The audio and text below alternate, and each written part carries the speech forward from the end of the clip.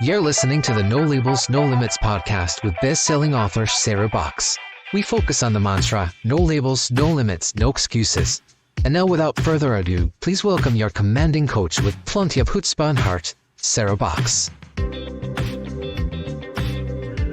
Hey there, everybody. Welcome to today's episode of the No Labels, No Limits podcast, where we are on a mission to put nonprofits at the front of transformation. And today I have a special guest. Some of you will know who he is because we've talked before, but our focus is going to be on the transformative power of storytelling in the nonprofit sector. And although we'll be focusing on the nonprofit sector, all of the information we're sharing and talking about, the examples apply wherever you're telling your story. So let me tell you who we're talking with. My friend and colleague, Ken Fay, who is an Emmy award-winning storyteller and a vital member of our team. Now, as you know, or likely know if you've been around a while with our podcast, Ken has a rich background in media production and a passion for heart-centered storytelling that connects, collaborates, and creates really sustainable long-term communications and I'd say champions for nonprofits. So today, Ken and I are going to dive into how nonprofits can mine the stories around them and share these narratives in a way that significantly boosts their support and mission, whether that's getting people connected to your services or finding champions who will support you financially or with other resources. So hang in there as we get started. And I formally welcome my partner and friend, Ken Fay, to the podcast. Good morning, Ken. Good morning, Sarah. Good to see you again, as always. Good morning, everyone out there listening and watching. So I want to start, before I dive into picking your brain on certain questions, I'm always interested on what's happening in your seat. Like, what creative things are you working on in the next week or two that are kind of got you all fired up or having you stretch even? Oh my gosh, that's a great question. So right now, I actually am going to be on location for a shoot in a few days. That's going to have me in the role of a scriptwriter, a writer in the background. Now, I've done this career for a long time, and I've been in a lot of different roles and seats in those roles in the media arts. It's just a joy, though, to be able to focus on the one thing. I'm usually a director of many things, right? So director, writer, producer, all gathered together and working with a bunch of teams, and I love every minute of it. This will be unique for me in that I'm just going to be the scriptwriter. Now, I say I'm just, but the truth is I'm going to be keeping track of what's being said, how it's being said, what's going on, and of course, lend my hand to the director and the DP on making sure everything runs smoothly and the client's happy. But it's just going to be a joy to just have that one role in this case. So I'm going to make you define something for us. You said director, DP, and writer. Just briefly distinguish between those roles because they are slightly different. And even though in your normal life you can and do embrace all three roles, tell me what they are. Well, so a writer is what you would think it would be, right? So in this case, I generated the original concept for this piece, talking with the client, talking with what their needs were to try to figure out what their story was. So it goes back to storytell, and came up with a concept that they love. It's going to have to do with the arts, which is fantastic. Art is close to my heart as well. And so this is going to have to do with the arts, and it's going to be a way of telling their story through the use of art. So looking forward to that. So as a writer, right, it's concept generation. It's then writing it all out. It's putting in all the words and the visuals and the idea and the flow and the pacing and get it all together and then present that as part of a project. Of course, as a director, you would take my words, you take that script, you'd bring it to life. You have a vision for it, right? You work with the writer on creating the vision. And so a director is pulling in all the parts and pieces to bring that script to life. And so they're overseeing all the other production aspects that's necessary for this. And then a DP is a director of photography. That's your lens. That's your camera. That's the person that's paying attention to the lighting and the angles and working with the director on just making sure that all comes to life in the lens. And so those three parts really hold each other up and create magnificent things. And then in case you have a crew besides that, you have production assistants will be there. We have grips, people work with the lighting and sound and all that sort of stuff. It all comes together to this cohesive machine that is organic in the way it works. But everyone has their role and everyone has their expertise and assignment to this project. And all of it is to make sure that the vision is being hammered home, the client is happy, things are on time and in budget, and everything just runs smoothly. So everyone has a part to play. Fabulous. And that, as I'm listening to it, and as you have schooled me over the years, makes perfect sense to me. But as I'm listening to it, I'm thinking, wow, that's a huge production. So I'm going to make you go small for a little bit, because I know we recently completed a project that was very small, where you wore all those hats. We actually worked with someone who was your on-site. So I want to kind of talk about that from a place of going small, so that we're not telling people, okay, if you can't have all of these separate roles, then you might as well you don't have anything, right? So here's the question I have for you. Can you share about that particular example? I know you know who I'm talking about, but how you shifted the mindset from having to think like we don't have what we need to be able to create this story to working honestly in the very most scrappy way possible, where you never even stepped foot on site and had a great result. So can you just describe that process or your thought process around that? Absolutely. Well, that's a great question again. Well, a lot of it is getting into the mind and the mindset of the people that we're working with, empowering them to say that you do have a story that should be told. And there's a lot of ways to tell your story. And we're going to come alongside you and help you tell your story. And then they sat back and like, well, we don't have any way of telling that story. And then you start to talk to them, and you start to unbox what they have in their toolkits. And you start to unbox what they have in their story arc. And then you point to them and you say, that in this case, they had 4 magnificent stories ready to go. And it was just a matter of creating the environment to tell those stories, right? So you get into the mindset of your client.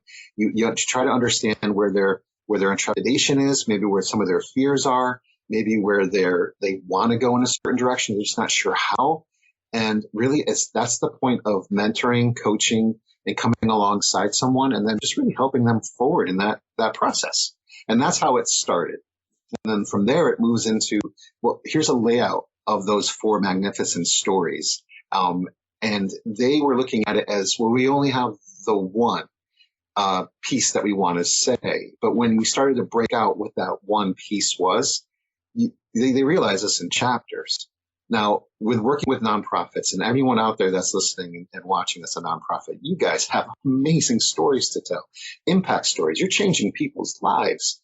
And so how many stories do you think you have is more than you even realize, right?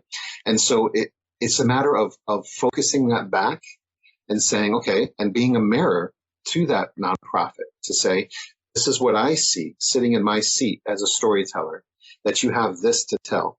And so let's break that out. Let's break that into impact stories. Let's break that into a bio video, a little mini documentary about who you are, why you do it, why should anyone care? I mean, that stuff's important. But then also, here are the lives that you're helping. This is why you should care, because you're made a change in these people's lives. So let's get small again. So when you're talking with folks and they think, well, I don't know, we've got all these little stories we could tell that we know, right? It's our life. We do this all the time. We can tell you, hey, this cool thing happened. This person called and said this was a result of something. But that's a lot. And how do you help somebody go, okay, let's pull it apart. What are the essential pieces of it? How do you do that? It's kind of a process. It's a step-by-step process. Now, for me, and my heart is in storytelling and heart-centered storytelling. And what that means is a whole nother conversation, but it's really aligning the heart and the mind so that you have someone that's fully engaged in what you're showing them, teaching them, or instructing them, or sharing with them. So you really want to kind of get up to the 3 points of a narrative, which is, the setup, the turn, and the transformation. In this case of this group, they had setup. That's them describing who they are, why they do it, and what they do. That's its own video that was created. Then you have a turn. That turn is that moment where your audience goes, oh my goodness, that person's come through so much, and this is the moment that their lives have changed. And in the course of what we talked through, we had 2 individuals that really just hit it home. Their lives were tremendously changed and altered because of the work of this nonprofit, and they were willing to share. And if they had any intrepidation, that's part of the role of a storyteller. In my case, with us, with Sandbox, is that I come alongside them and I make it easy to share.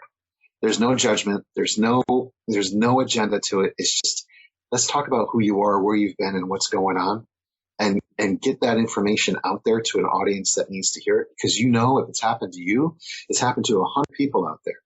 And you're going to talk to that one person, and just envision that one person that you're going to be talking to. You're just going to make them go, you know what?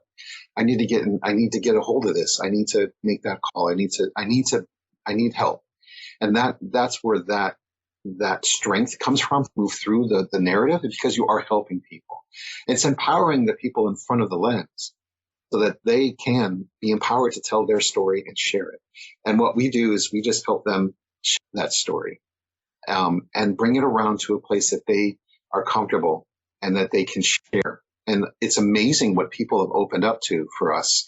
And in my career, I've had people in front of me that have really just shared such tremendous things. It just leaves you after the fact just sitting back and going, whoa, that's that human life, that person. Oh my goodness, they're so unique. They're so special. Like everyone on this planet, everyone has a story to tell. And so you break it up into those parts, it gets easier to tell. It's always a challenge, right? And that's what I love about this, is how to develop those parts and pieces, but it's worth telling the story.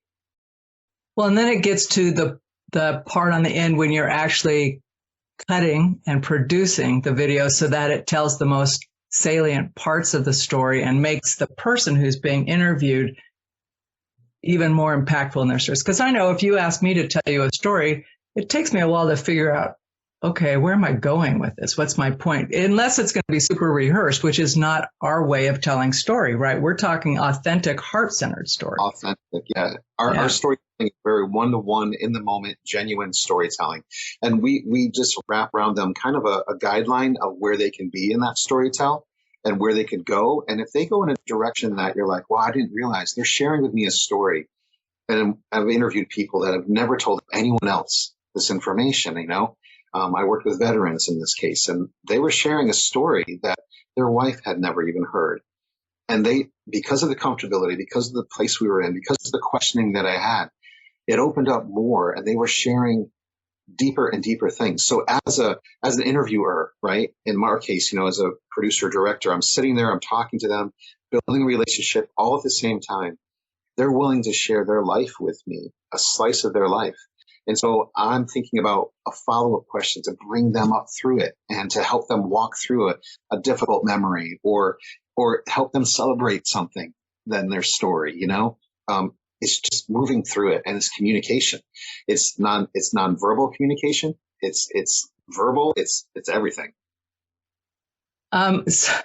I'm just envisioning this. So let's talk a little bit. I know in a future podcast, we're going to actually talk to the gal you worked with. But for now, just since we're talking about this kind of simple in concept project that required you to work entirely differently, let's talk through how you helped both the person on the ground let's just call her our client, right? Even though everybody we're connecting with ends up being our client in the sense that we care for them and bring them into the family. How you helped her kind of get ready to do this, and then how you showed up in the room to help the people you were talking with, because it was very scrappy, like I said. So just give us a little overview of that. Oh, that. So it all started with meeting our client on the Zoom call, getting the preliminary information, meeting them one-to-one, understanding a little bit of their heart. And then it just broke into creating those storytells. And actually, in this case, for this client, I created a series for them that they can move and go with for years to come, because now they have a vehicle in which to tell those stories. It's like a library where you build a shelf for them and go, okay, now all your books of that kind can sit on this shelf. And so now they have something they can just touch and pull down and use and put back and use. So that was super exciting for me to be able to give that to them, and for them to actually now have the ability through us to take those stories down off the shelf. So once all that was kind of settled, it came down to the client was very tech afraid. Like, my kids know how to work it. I don't know how to work my phone. I don't know how to work any tech. I have zero. Oh my goodness, I don't even know where to begin. And it became a subject of, well, let's talk about where we can begin. And I was available to her pretty much all the time that she had questions. At any point, right? She would text me, she would email me. Then we had some phone conversations, and it was just every time we talked, I had a plan to walk her through it from, oh my goodness, I can't touch it, to like, oh, when can we do another one? And that was all by just walking her through her own technology. So, what technology do you have in the back closet at your nonprofit, or what do you have on your desk? Maybe you have a small Sony camera that you've never used. You've only taken photographs with, maybe for an event, but it can do more than that, right? Maybe you have an iPhone sitting by, or an Android sitting over here. Maybe you have a ring light, right, that you use for your Zoom meetings. Maybe you have a quiet room, in this case, that's utilized as storage that we can turn into a set, and you could actually shut the door. And so I walked her through putting do not disturb signs. I walked her through notifying people in the building, creating a green room, that room where people wait before they get on set. And she just ran with it, which was awesome. She put out snacks and a sign and chairs and like coffee and tea, and just so that when people showed up, they could relax before they went into the set, right? And the set we set up in a corner of their storage room with a chair. She found a plant in the building. We put it on a nice stand. We had just a very simple, as you just said, a very simple set, but it was a focused place. We adjusted the light in the room. We had a ring light. We had a stand. And in her case, she just had a phone. She just had a phone. So I taught her how to use her phone, at least as a device to capture video, and some of the settings that she would have to have in mind, and how to place it and have a little tripod and work with it on a table. And then I was in the room on a laptop, and I was in the back of the room, but I could see the whole room, and I just had people talking to me through her recording device to me. And so I was literally just talking as I am right to you, asking questions and getting answers, the whole time recording it. And then we would take those recordings, they would be sent to me, and then I would edit them together into a nice little piece. And as you said, Sarah, before, someone can tell their story and you're like, I don't know, did I actually say anything I needed to say or what? I'm listening for sound bites. I listen to the world in sound bites. So I'll catch something and go, that connects. And that connects with the first thing you said. Ooh, and that connects with the last thing you said. And then piece that together. And now you are talking through it. And you have something that presents back to you. So for folks listening, when Ken said he was in the room on a laptop, he literally was. Never once did he leave his own state. He lives in Florida. The client's in Northern California. Never in the same space at the same time, and yet a great result on not just an iPhone, but an outdated iPhone. Yes. So, it was fun. It was fun to see how she grew and started having a lot of fun with it, right? Because her stress level went down. But honestly, looking at the end product that she created, right, through your direction and coaching and stuff, it was just exciting. And at the end of it, we quote unquote debuted these to their larger collaboration just a week or so ago. And immediately So they all had a link to the playlist, the 4 videos, open playlist, so they could all look at them. They're partners in this bigger community connection thing. And this one gal said, "Oh, that's so great. I have a presentation after this meeting where one thing I need to do is share this one video, one of the videos that was a client impact story." And so she immediately was able to take that to demonstrate the impact of this group. So it was just from that organic thing of being flexible, and then Ken going, "Okay, how can we do this? We can do this. This is how you can do it." But what I loved was seeing the behind the scenes still shots you did with what the green room looked like, right? Because the one thing this client has exceptional amounts of, she has a lot of heart, but she also knows and loves making people feel comfortable. So that was all her wheelhouse. She goes, "Oh, I can make people feel good." And you could feel it. You could just feel it through the stills and all that, which become assets to the future communications, right?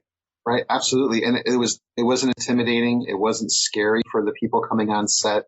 And you think about this as an interviewer, and you would know this too, Sarah. You talk to people through a lens, through this camera that we're talking to right now. We're not in the same location, but you have to build a rapport and a relationship and a genuine environment to which someone would share with you. And you meet a perfect total stranger. So part of what we do and part of what we bring is that experience of being able to do that. But it's deeper than that. There is a drive to really understand, listen. Listening is a big part of interviewing. Understanding, listening, and helping that person tell their story. And you do it in a way that has caring, compassion. And it's an honored seat to be the interviewer. It's an honor to be the person that says, "Tell me your story because I want to help you share this with the world," and let them talk and develop something for them. And that's what breaks the barriers. So there's no intimidation. I mean, and our client was very much like, "Oh my goodness, Ken, you would actually do this?" And I'm like, yeah, you need help. And this is the fastest, best way, easiest way for you that we can help you. You need help. Of course I'm going to help you. And that's what we do as a team.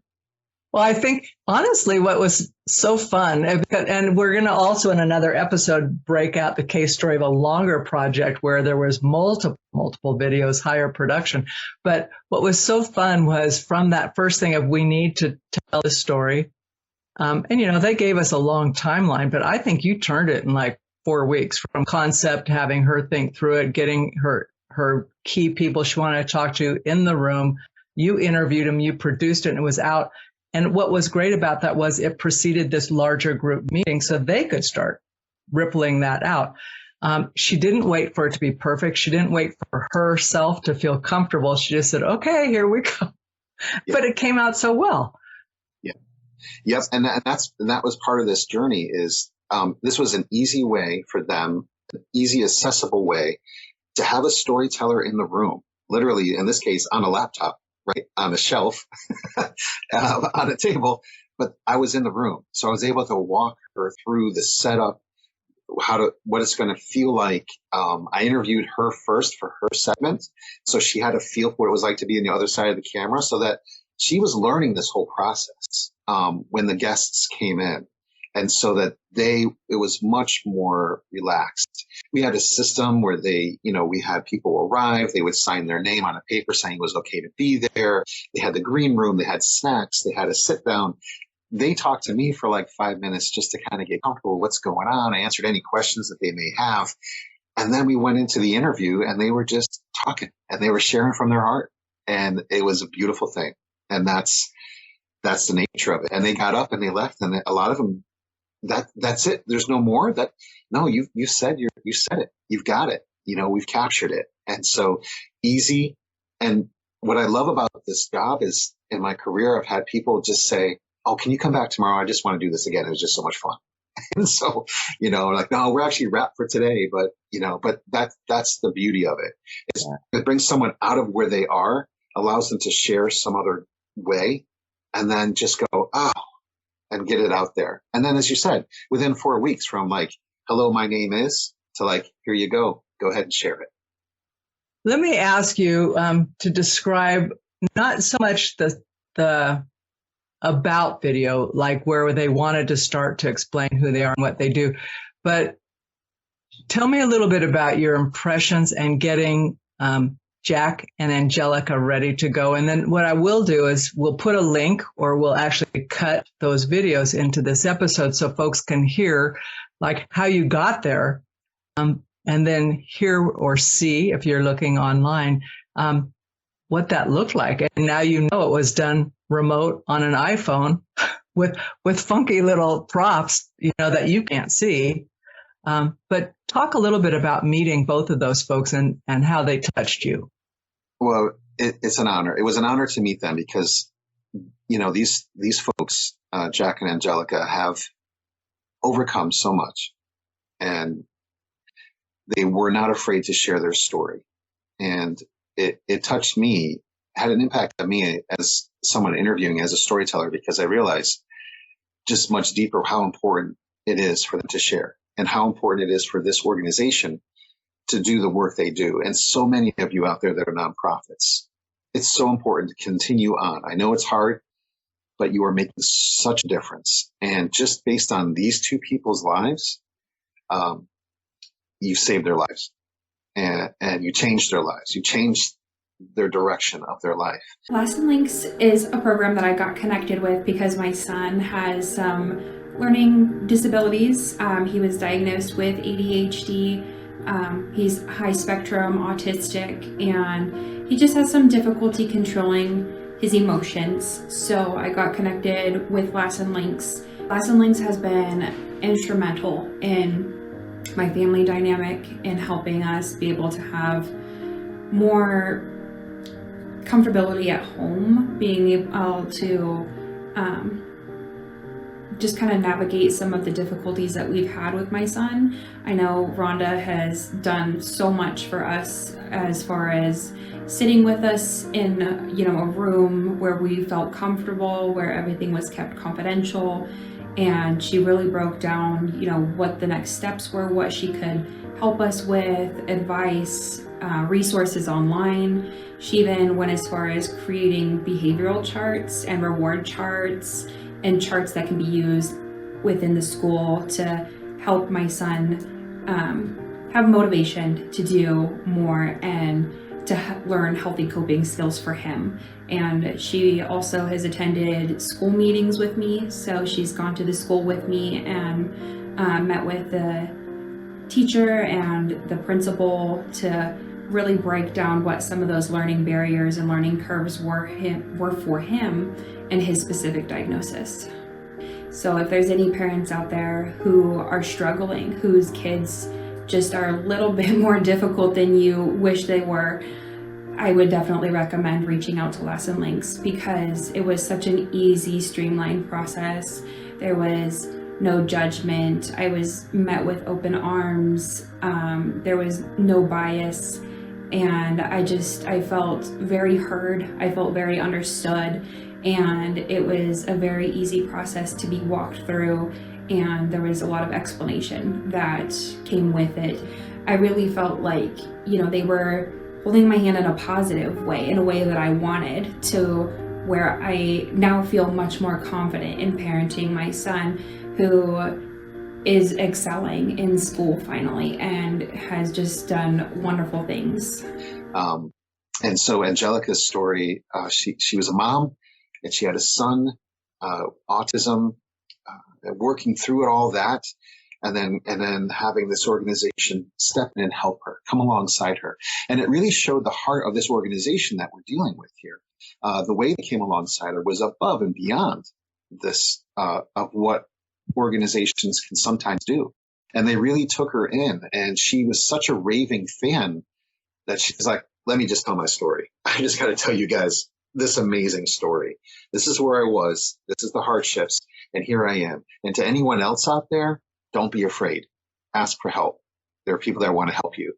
That is a huge fundamental change. And her life has changed, and she's, gone on to other things now. And her son is so much better. And that was a powerful impact story, because how many single mothers are out there just struggling with something and not feeling included or isolated?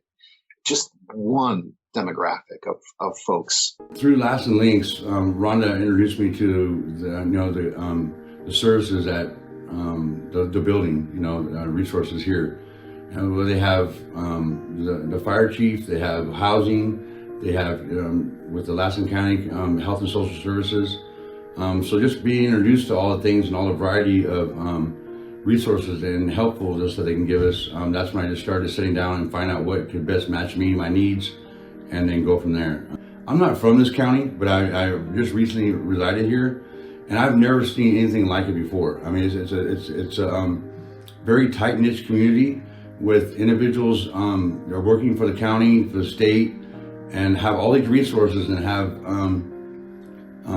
can guide you. It's incredible because I didn't really know where I needed to start at. I just knew that I was in dire need of some guidance, and I really felt very embarrassed of my predicament that I had in my life.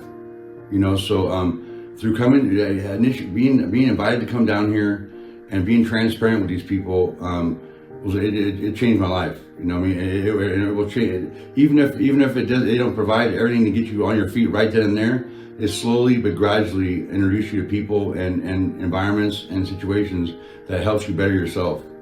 And they're so warm and greeting here. Once you come in, they'll greet you at the door. They'll ask you what your needs are, make you feel comfortable, and just the environment it's fantastic. And even if you just want to come down just to see what services there's to offer, even if you don't end up using their services, it's just a great experience to come in here and be in the atmosphere of all the people here and involved, and it's amazing. If you feel like just desperate, confused, or just need answers, or just some type of reassurance of what you're doing in your own life is the right way to go. Jack, another demographic of folks, really hard times, the worst kind that you could think of, going through the worst parts of, just homelessness and beyond. And so he realized that he needed to make a change in his life. And he came to this group because they invited him in. And because of the warm, welcoming nature of this group, he said, okay, because it was so hard for him to ask for help, and he said, okay, let's see what you got. And they gave it to him, and his life has changed. He's got his life back. He's gainfully employed. He has a place to live. So many things have happened in his life to change him around. And he was so genuine. So this is who I was. And I had issues, and now I don't. And because of them, and he was telling other folks, again, don't be afraid. Ask for help. You might think you got it all that, and you're all that in a bag of chips, but you're not. We all need help. And so come to people like this. And they embraced him, and it's changed his life, right? And so these two folks were the epicenter, in a way, of why this organization exists. And so part of this conversation with the client was to say, think of those that in your immediate mind that, oh my goodness, the impact and their turn of events on their lives. And there's probably hundreds and hundreds of names they could have put out there, but they said, you know what? Thank you. These are the two that I really think we could settle on to start. And that started the whole series for them, because there's going to be other stories like this, and they could have a place to use it and show it. And not only that, now they know how to capture it, Yes. right? And how to think through it. So it's the old teaching a person to fish versus giving them a fish. Yep. And I love that. I like, as an artist, I liken it to also being a painter with a blank canvas. And they come into my studio and I show them how to put the paint on the canvas. And then I go to their studio and then I just do a little bit more with the brushwork. And eventually they're painting on their own. They've got the tool set. And then they just say, they're looking for different influences. They're looking for different ways of telling that paint on the canvas. And I just love that, because I just love to open up the entire art studio to them. And in this case, and just say, well, here's the colors you have, and here's ways you can put it on the canvas. So, but it's like, it's just what you said. It's teaching someone how to fish, and it's fishing alongside them as well. Not just say, here's a rod, here's a, go out there, there's a lake, have a good time. It's like, I'm going to go with you. Let's have a fishing trip. It's more like that, It is. And you can make it fun. because learning can be intimidating for some folks, or some people just eat it up and they love learning everything. So Ken, I'm going to wrap this episode here because I know we're coming back and we're going to dive into storytelling, and we're talking from a visual format. Although, as you mentioned early in the start of the podcast, there's always the writing and pulling the nuggets out. So we'll get into that as well in the future, from longer 20-minute documentary length things into outside events, how you do that.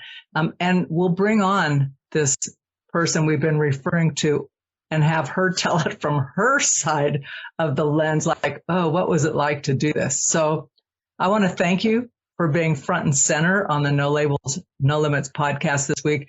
Folks, also we'll put links to these 2 videos we've talked about there. We're going to cut them into this, but we'll also put links in there if you want to just check them out on your own and give some thought and see if some of it fits for you all. If you are not currently connected with us or the Sandbox team of creators, go to our website. Sarah@sarahbox.com is my email, but just go to sarahbox.com and you'll see all of what we do there. You can find out more about Ken and our team under the Work With Us About Us page. And we'd love your feedback on that because we finally, after a few months, just got our new website up and going. So have a great week, everyone, and we'll be back soon. You've been listening to the No Labels, No Limits podcast with best-selling author, change agent, and strategic business coach, Sarah Box. You can grab the show notes and find out how to work with Sarah at sarahbox.com/No Labels, No Limits podcast. We'd love this podcast to reach as many people as possible. Please remember to rate, leave a 5-star review, and share the podcast with someone you think would get value from this conversation. Till next time, keep taking those daily action steps to align your purpose to your principles and achieve your goals in business and life.